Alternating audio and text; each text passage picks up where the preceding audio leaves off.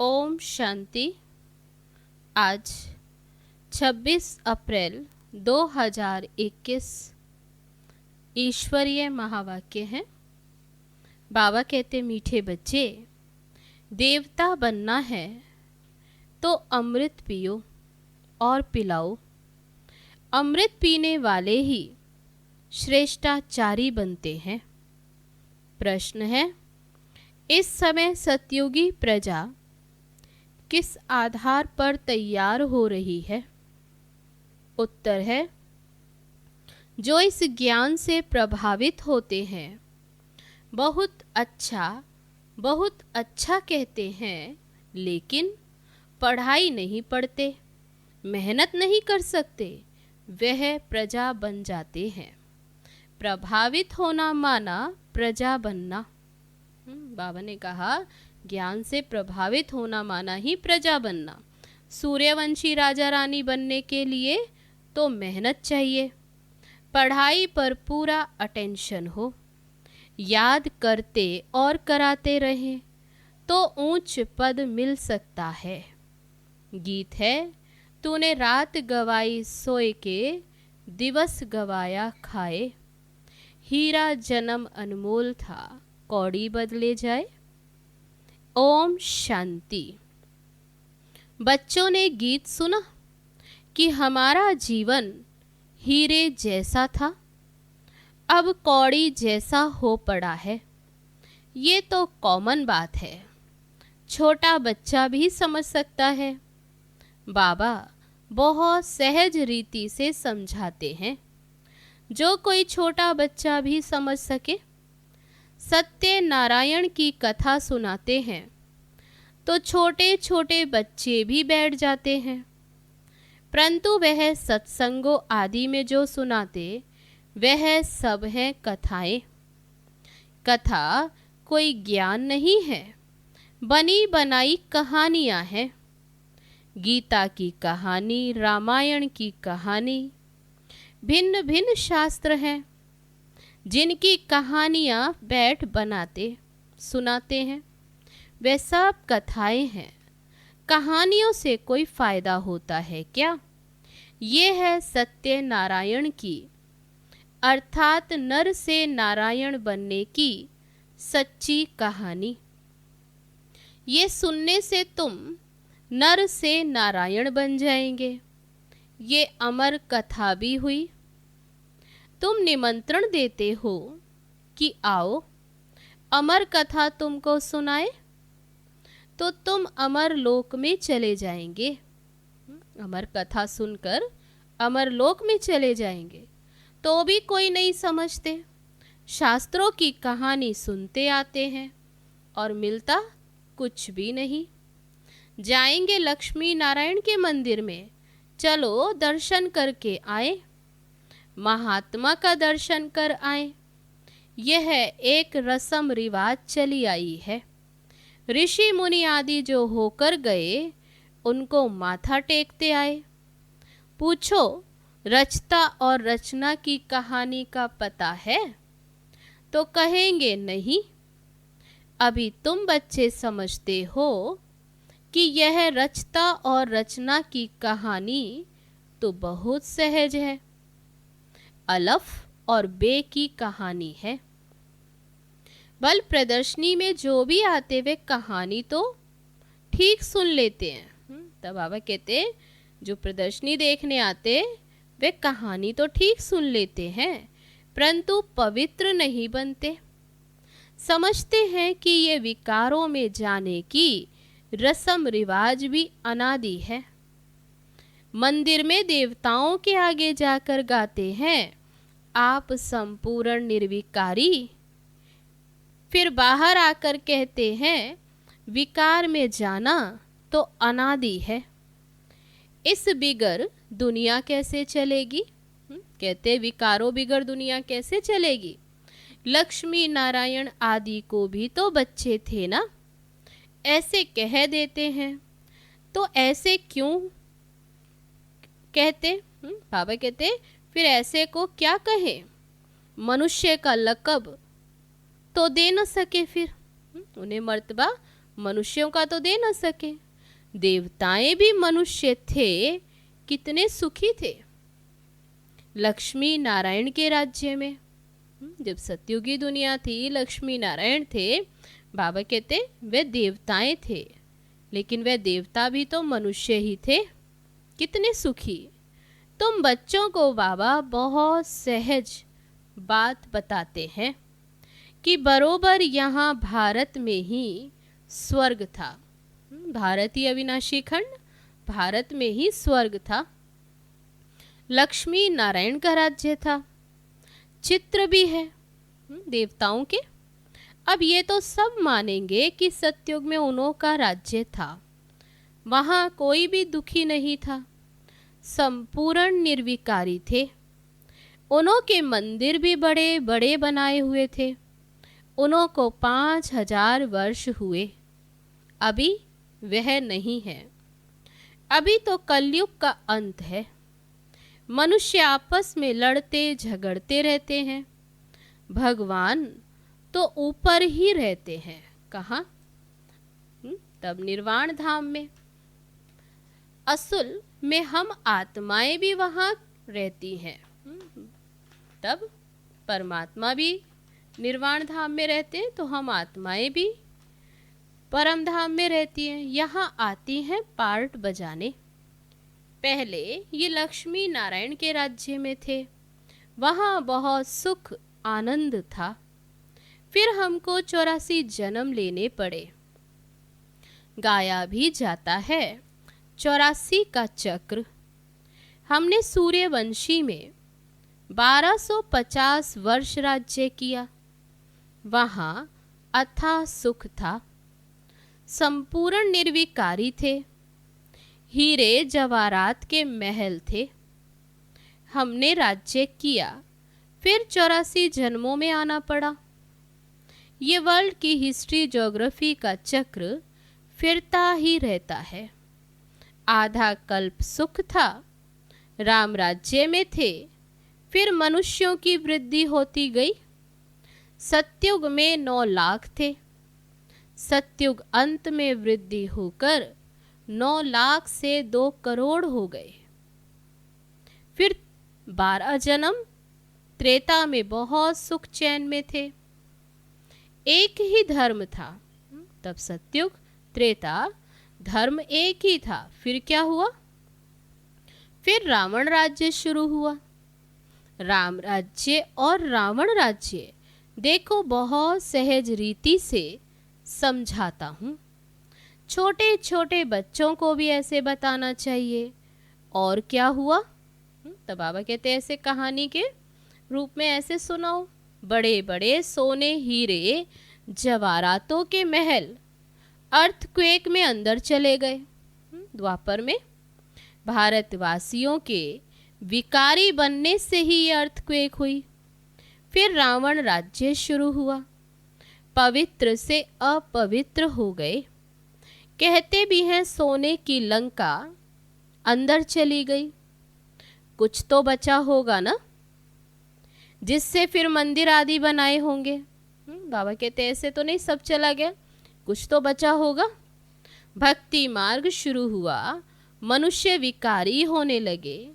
फिर रावण राज्य चला तो आयु भी कम हो गई। जब विकारी हुए तो आयु कम हो गई। हम निर्विकारी योगी से विकारी भोगी बन गए।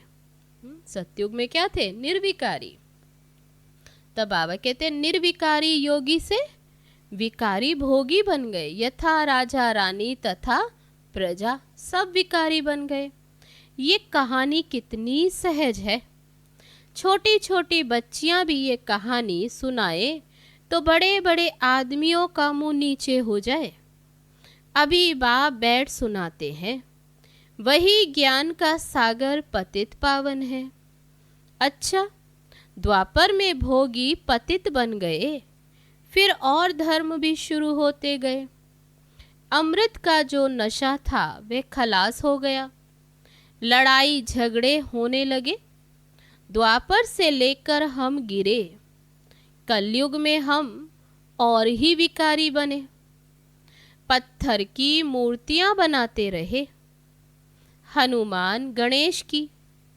ऐसे देवी देवताओं की मूर्तियां बनाते आए।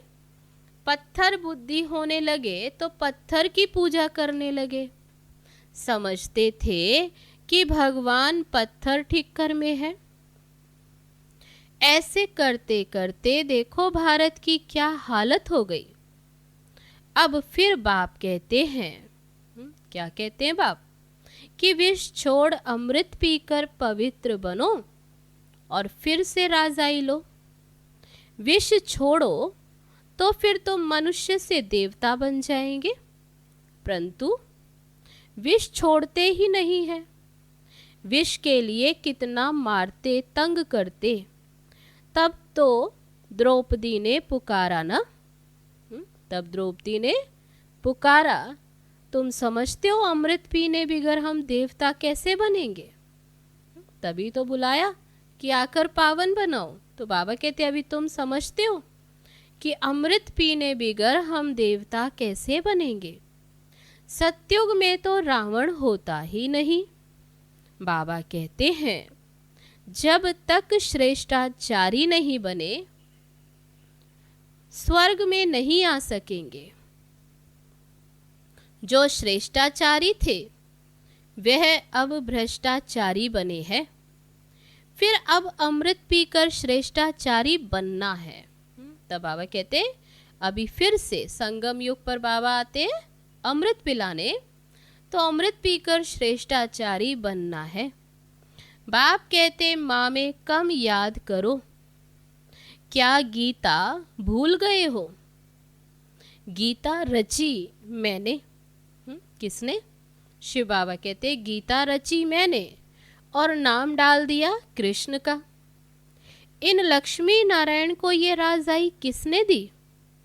जरूर भगवान ने दी होगी। अगले जन्म में भगवान ने राजयोग सिखाया। जरूर, जब ये कृष्ण है तो बाबा कहते इससे पहले गीता का ज्ञान जरूर दिया होगा भगवान ने, तब तो फिर वह कृष्ण फिर लक्ष्मी नारायण बने। नाम डाल दिया कृष्ण का गीता में। तो समझाने की प्रैक्टिस करनी चाहिए।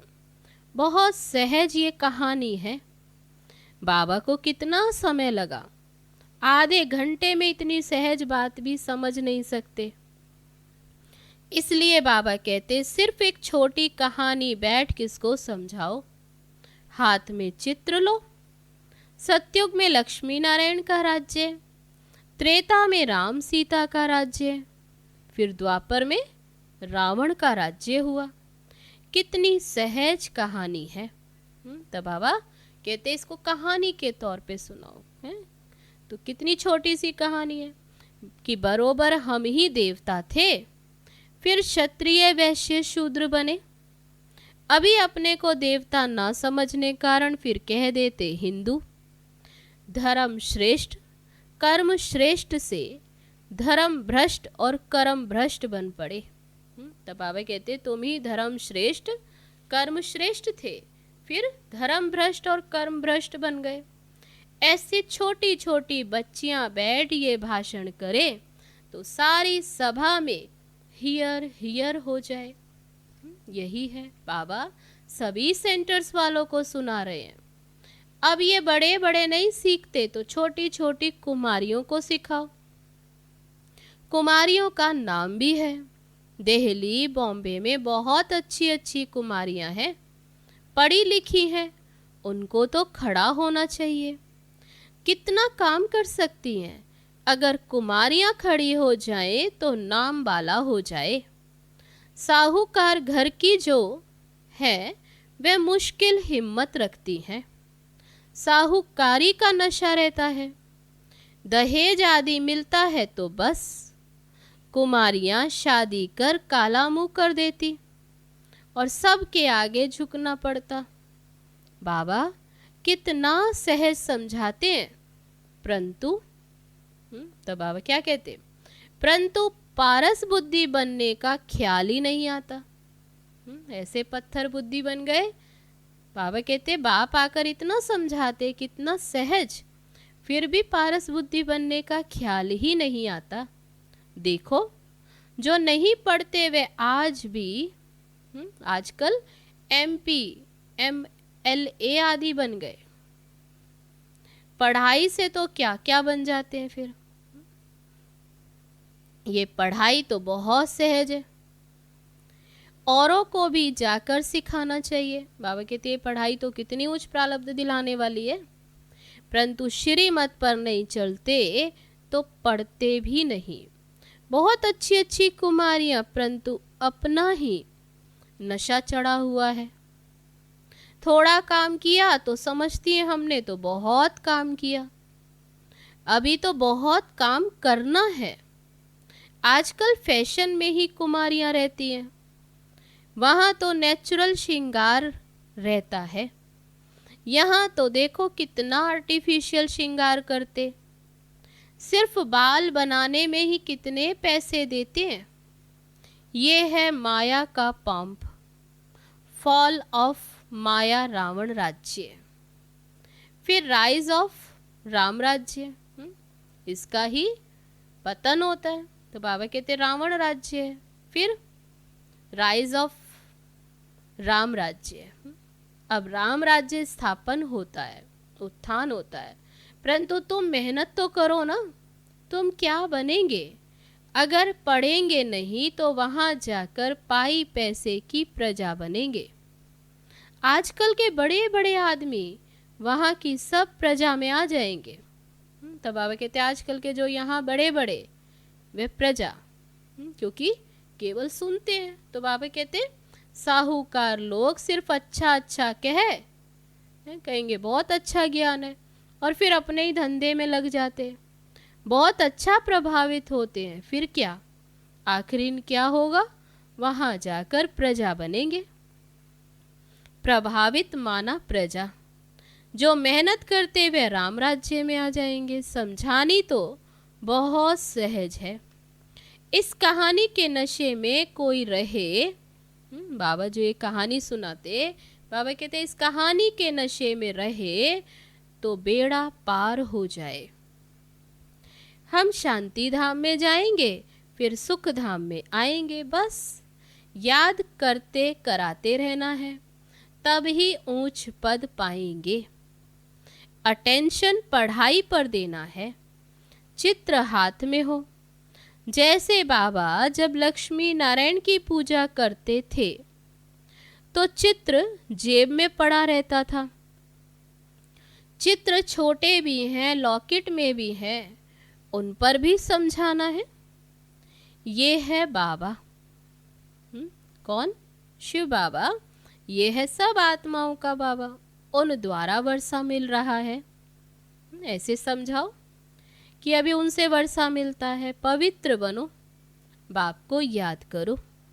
कितनी नॉलेज है इन मेडल्स में, है ये बैज में कितनी नॉलेज है, इसमें सारा ज्ञान है। इन पर समझाना बहुत सहज है। सेकंड में बाप से स्वर्ग के जीवन मुक्ति का वर्षा। कोई भी समझाए तो जीवन मुक्ति पद का अधिकारी बन जाए। बाकी पढ़ाई अनुसार ऊंच पद पाएंगे।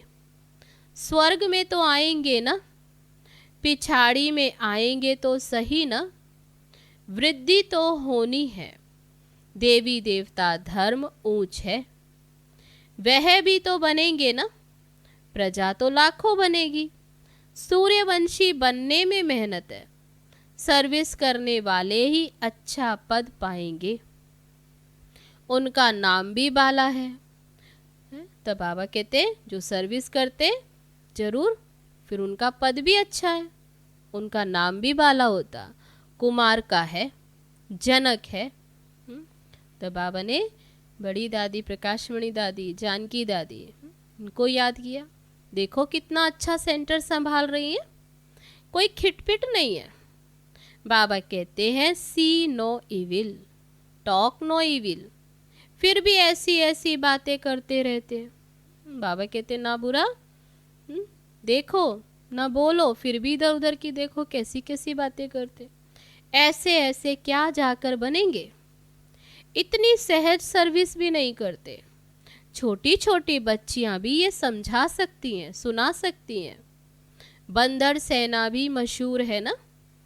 कहा ना राम ने वानर सेना ली। बाबा कहते सीताएं जो रावण की जेल में फंसी हुई हैं उन्हों को छुड़ाना है। कथाएं तो फिर क्या क्या बना दी, ऐसे ऐसे कोई भाषण करे, बाकी सिर्फ कहते हैं फलाना बहुत प्रभावित हुआ, सुनकर गया बहुत प्रभावित हुआ। पूछो तुम क्या बनना चाहते हो? सिर्फ दूसरों को कहेंगे इनका ज्ञान बहुत अच्छा है, खुद समझते कुछ भी नहीं, इससे क्या फायदा? तो बाबा कहते ज्ञान सुना, प्रभावित हुए, प्रजा बन गई, बाकी बाबा कहते इससे क्या फायदा? अच्छा, मीठे मीठे सिक्की लदे बच्चों प्रति माता पिता बाप दादा का याद प्यार और गुड मॉर्निंग। रूहानी बाप की रूहानी बच्चों को नमस्ते। हम रूहानी बच्चों की रूहानी बाप दादा को नमस्ते नमस्ते। ओम शांति। अब है धारणा के लिए मुख्य सार। पहली पॉइंट, पारस बुद्धि बनने के लिए पढ़ाई पर पूरा पूरा ध्यान देना है। श्रीमत पर पढ़ना और पढ़ाना है। हद की साहूकारी का नशा, फैशन आदि छोड़ इस बेहद सेवा में लग जाना है। दूसरी point, hear no evil see no evil. कोई भी व्यर्थ बातें नहीं करनी है, किसी पर भी प्रभावित नहीं होना, सबको सत्य नारायण की छोटी सी कहानी सुनानी है। अब है आज का वरदान। नॉलेज की लाइट माइट द्वारा अपने लक को जगाने वाले सदा सफलता मूर्त भव। जो बच्चे नॉलेज की लाइट और माइट से आदि मध्य अंत को जानकर पुरुषार्थ करते हैं उन्हें सफलता अवश्य प्राप्त होती है। सफलता प्राप्त होना भी लक की निशानी है, ये भी भाग्य की निशानी है। नॉलेजफुल बनना ही लक को जगाने का साधन है। नॉलेज सिर्फ रचयिता और रचना की नहीं, लेकिन नॉलेजफुल अर्थात बाबा ने कहा नॉलेजफुल अर्थात हर संकल्प, हर शब्द और हर कर्म में ज्ञान स्वरूप हो, तब सफलता मूर्त बनेंगे। अगर पुरुषार्थ सही होते भी सफलता नहीं दिखाई देती तो यही समझना चाहिए कि यह असफलता नहीं, परिपक्वता का साधन है। अब है आज का स्लोगन। न्यारे बनकर कर्मेंद्रियों से कर्म कराओ तो कर्मातीत स्थिति का अनुभव सहज कर सकेंगे। अच्छा, ओम शांति।